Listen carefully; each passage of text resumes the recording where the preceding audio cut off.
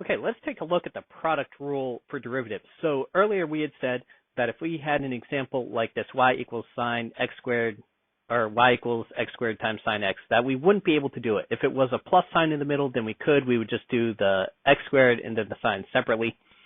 But now they're being multiplied, so I can't do it that way. We do have a product rule for derivatives. And basically, what we need to do, and it's written over here at the right, is we need to separate this into two different things. So I'm going to call this x squared. I'm just going to say that that's f of x. And I'm going to call this one g of x. And I've split it into two. And then what I'm going to do is I'm going to find the derivative of this one on its own, which is 2x. And I'll find the derivative of g. That's what that little prime means there. And the derivative of sine is cosine. And then I'm going to apply this right here. So I've split this into two. Y equals f times g. So this was f and this was g. And its derivative, so dy dx, is going to equal the derivative of f, so 2x, times g. Well, g is sine x, plus the derivative of g times f of x, so x squared g prime. So basically, what we do is we split up our function into two pieces, two things. So I did it right here. We find our little pieces, the derivative of each, and then we put it all together using this pattern. So it's basically the derivative of the first piece times the second piece plus the first piece times the derivative of the second piece. And that gives us our derivative. So you always take the derivative of the first piece first. Now, I could switch this order, and it would not matter. So if I had sine x times x squared, I will get the same answer ultimately. So let's take a look right here. Example 1, I have cosine x times sine x, so this will be my f. And you don't necessarily need to write it all out like I'm doing. And g of x, that's going to be sine x. So the derivative of cosine is negative sine, and the derivative of sine is cosine. So my derivative of the whole thing is going to be, so here's what I'm doing. I'm doing the whole derivative, and I am switching notations a little bit. That really doesn't matter. This is basically going to be equal. I'm going to write it all out.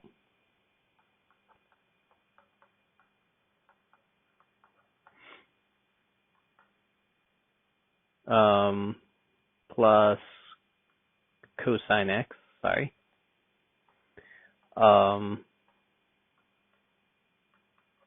Derivative of the second thing. So yeah, I switched notations. You can deal with it. So the derivative of cosine is negative sine. And the derivative of sine is cosine. And I can multiply those. So I get negative sine squared x minus, or this is a plus cosine squared x.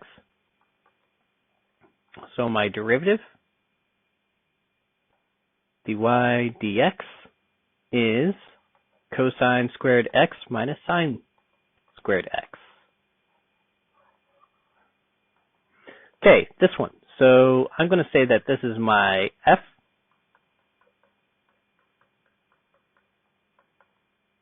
So that derivative is 12x cubed. This will be g of x.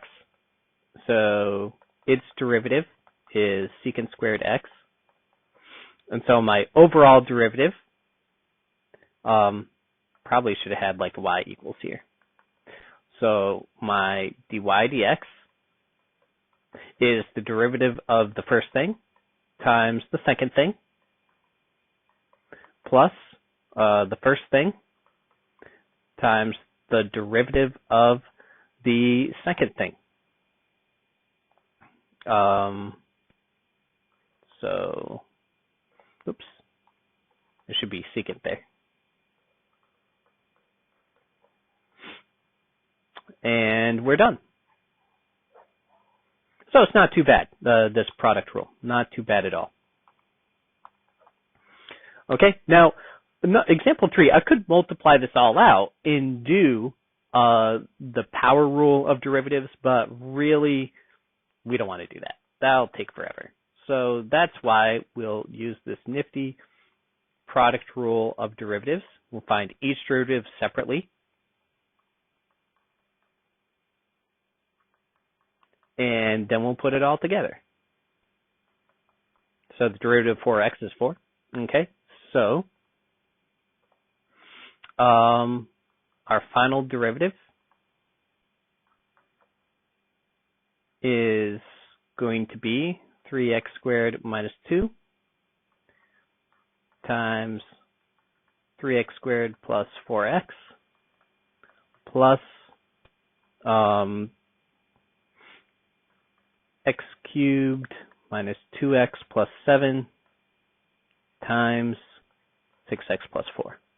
So notice that pattern was f prime of x times this is g of x, then plus f of x times g prime of x.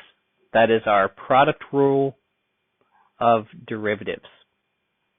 So this is our answer, and really there's no need to multiply that all out. We'll just leave it. I'm going to do example 4 down here because I did lose some room, but this will be our f of x, which means our f prime of x. So let's go ahead and do that. I'm going to switch this to x to the, I'll do it right here, x to the 2/3, use my power rule, get 10/3 x, decrease that by 1, negative 1/3.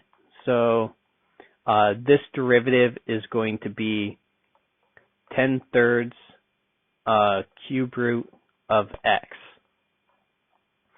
Okay, I'll get rid of this. And let's go on to the next thing. So this is my g. So my g prime of x, this is my g. So my g prime of x is going to be 14x to the 6th plus 8x. Okay, so my overall derivative, I'll put it down here for this one, is going to be the derivative of the first thing